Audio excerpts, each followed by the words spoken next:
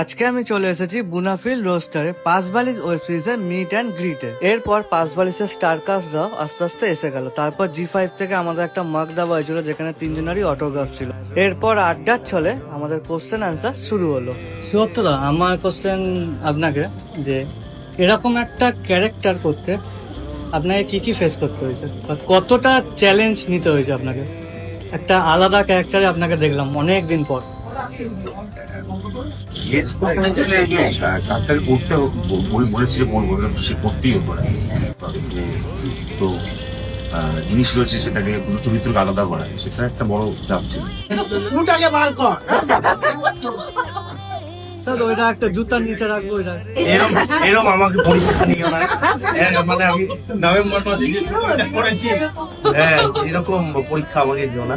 জয় পার বংশী কি ভুলে গেছি এগুলো আমাদের ওদের কি জানো না।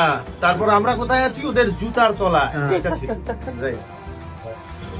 সুহত্তরা একবার ওইটা